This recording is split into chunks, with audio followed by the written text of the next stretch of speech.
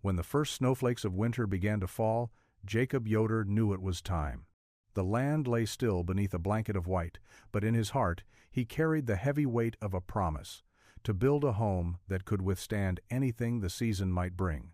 In a world where survival often depended on quick hands and quicker decisions, Jacob's careful approach was something his neighbors would never understand. But this winter, his faith in his work would be tested in ways no one could have predicted.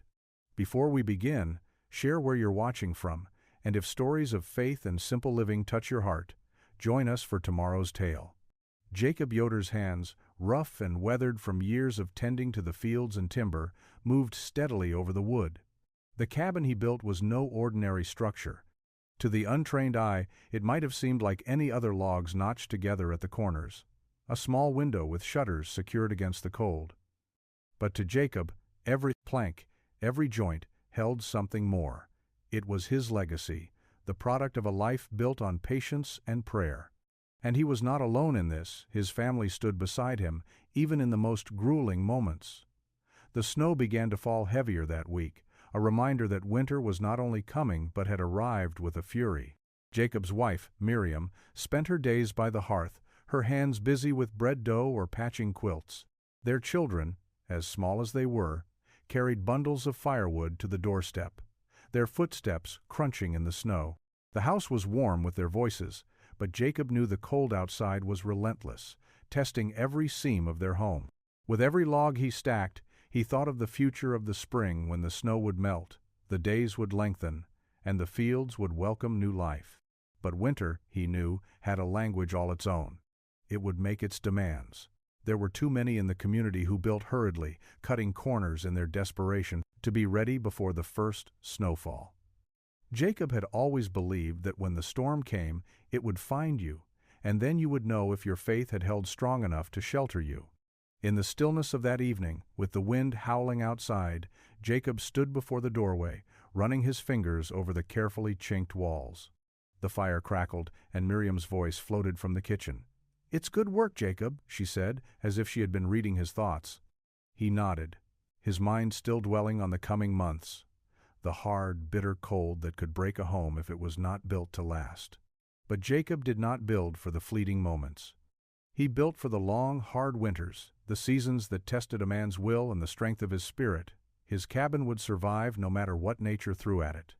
The storm came sooner than Jacob had expected, heavy winds and snow that filled the air like a white wall. By the time he awoke on that first morning, the world outside had turned into a vast sea of white. His breath clouded in the cold air as he rose from the bed. Miriam beside him, her eyes wide but steady as always. They had known it would come. Miriam handed him his coat, and they gathered by the stove to pray before heading out to assess the situation. The children were bundled in layers of wool, their cheeks rosy from the cold. Outside, the snow swirled in patterns that seemed to whisper warnings. Jacob stood firm, his boots crunching through the heavy snow as he checked the roof, making sure the weight of the snow would not cause it to cave in.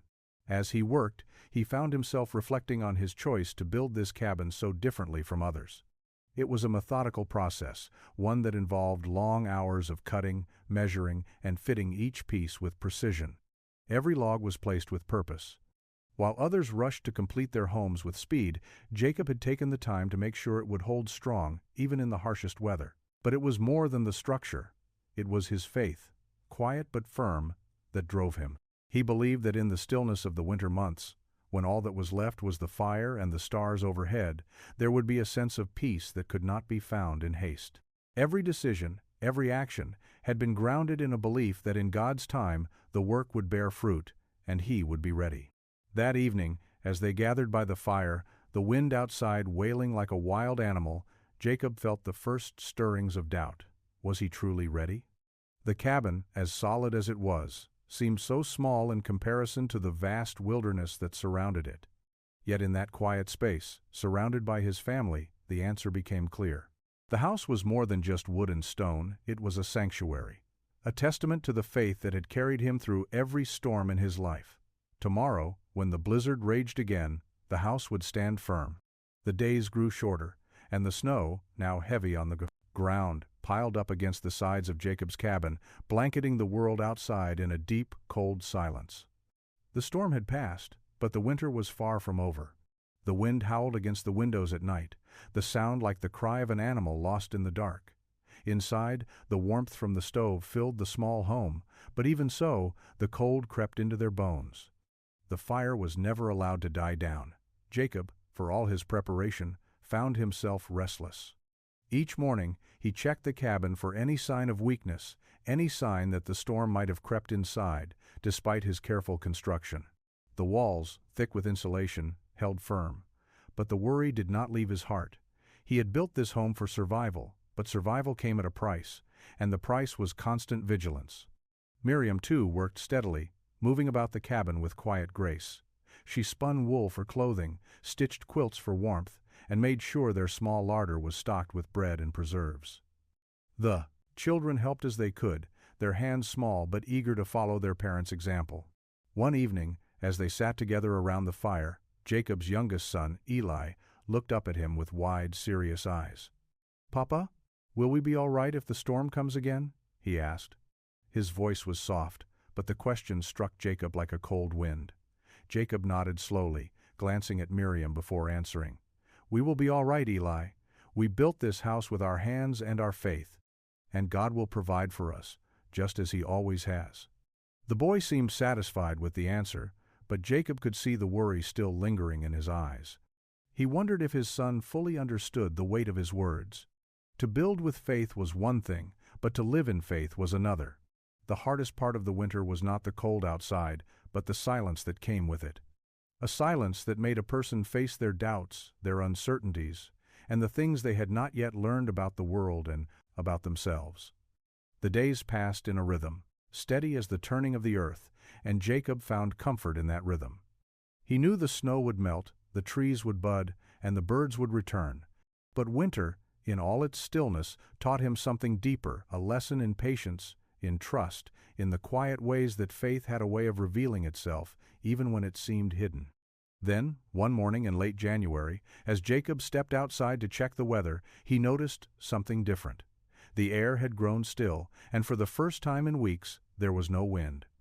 The sky was clear, and the sun, though weak, hung low in the sky. It was the first sign of spring. Jacob breathed in deeply, feeling the weight in his chest begin to ease. It wasn't the warmth of the sun that brought the comfort, it was the knowledge that they had endured. The cabin stood firm against the elements, and his family remained strong. In that quiet moment, surrounded by snow, Jacob knew that he had made the right choices, that the house they had built together was more than just shelter, it was a symbol of everything they had been, and everything they were yet to become. The days that followed were a mix of thaw and freeze, with the land reluctant to let go of its winter grip. The first hint of spring was always the hardest to bear. It was as if the earth was teasing them just a glimpse of warmth before the frost came again. But Jacob did not mind the wait. He knew well that the seasons had their own time, and no matter how much they longed for spring, it would come when it was ready. In the meantime, life went on. The cabin, still standing strong, became the center of their world, a place where the rhythms of daily life continued: morning chores, midday meals, evening prayers. Each task, no matter how small, was a thread in the fabric of their faith. Jacob often found himself outside in the early mornings, walking the land with his thoughts. The snow, though still thick in some places, had begun to retreat, revealing the frozen earth beneath. He thought of the coming months, of planting and harvesting, and of the work that lay ahead. But more than that, he thought of the work they had already done, the work that had carried them through the hardest of times. One afternoon, as Jacob worked in the woodshed, his neighbor Amos came by with a smile that seemed just a little too forced. Jacob paused in his work, wiping his brow and raising an eyebrow in greeting. "What brings you out this way, Amos?" he asked, his voice steady but curious. Amos hesitated, glancing at the cabin behind Jacob. "I've been hearing talk," he said slowly, his words careful. "Some folks are wondering if it wasn't too much, all that building you did. Too slow, too heavy. You know, some of the others around here think it wasn't necessary. Could have been done faster, and you would have been ready for the winter." Jacob set down his axe, feeling a familiar warmth in his chest at the mention of his work. "And what do you think, Amos?" he asked, his voice calm, though his thoughts were quick.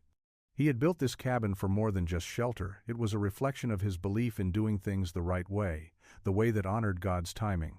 Amos looked at him, a slight frown forming on his face. "I think you've got a sturdy house, Jacob, but I also think you're the only one here who would build something like that. Not many could afford the time or effort." Jacob nodded, but his mind drifted back to the quiet days of winter, to the way the house had stood firm when others had faltered. "Sometimes, Amos," he said, "it's not about what we can afford. It's about doing what's right, even if it doesn't make sense to others." Amos didn't answer right away. Instead, he looked at the cabin once more, his eyes softening. "I suppose that's true," he said, nodding. "I suppose you're right." And in that moment, as Amos left him with his thoughts, Jacob felt the weight of the winter lessons settle deeper into his soul. It had been a hard season, but it had been a season of growth, a season of quiet reflection on the things that truly mattered. As the sun began to dip below the horizon, Jacob stood before his cabin, his heart full of quiet gratitude. The house was more than just wood and nails. It was a testament to his faith, to the belief that when you build something with care, with purpose, it can withstand anything. It was the first sign that spring too would come in its own time, and when it did, Jacob would be ready. As the days grew warmer, the snow that had covered the land for so long finally began to melt, revealing the bare earth beneath.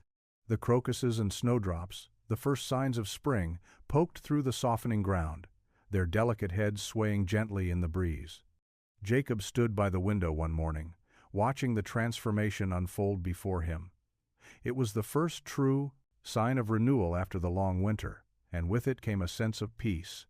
A peace that he had earned, one patient day at a time. The work was far from over. The fields had to be tilled, the seeds planted, and the barn repaired from the weight of the snow. But for now, the earth rested. And Jacob allowed himself a moment of rest as well, sitting in the warmth of the cabin with his family, a quiet smile on his face as he watched Miriam and the children move about the room. Eli, now taller than he had been in the fall, stood beside Jacob at the window. "Papa, look," the boy said, pointing to the ground where the first green shoots were beginning to push through the earth. "Spring is here." Jacob nodded, his eyes soft with understanding. "Yes, Eli, spring is here." He paused, thinking back to the cold, dark days of winter when the weight of the season had seemed so endless.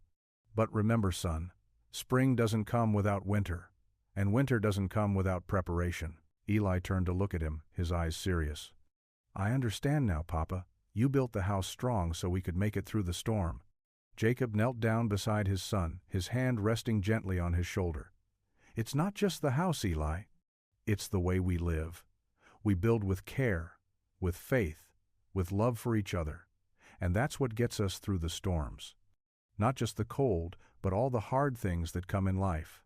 The boy nodded, his expression thoughtful as he absorbed his father's words. Miriam, sitting nearby, gave Jacob a look that spoke of quiet pride. He had been a steady presence in their lives, a man of faith and strength. And now, as the seasons turned, Jacob felt a deep sense of satisfaction, knowing that he had given his family more than shelter. He had given them a legacy of faith, of doing things the right way, no matter how long it took. As the days grew longer and the earth began to awaken, the work ahead still loomed large. But for the first time in a long while, Jacob did not feel anxious. He felt ready. Ready to face the land and the seasons, to care for his family, and to honor the work that God had entrusted to him. One evening, as the sun set over the fields and the last remnants of snow melted into the earth, Jacob stood outside his cabin, looking out at the horizon. The sky, painted in hues of orange and pink, seemed to stretch on forever. The cabin behind him stood firm, its walls still strong, its foundation unshaken by the storms that had come and gone. In that moment, Jacob knew that no matter what the future held, they would be ready. The house had withstood the trials of winter, not because it was built from the strongest materials, but because it was built with patience, faith, and care. And those were the things that would hold their family together, no matter the storm. As the stars began to twinkle in the sky above, Jacob offered a prayer of thanks, knowing that the seasons would continue to change, but with each passing day, his faith would remain as solid as the cabin he had built.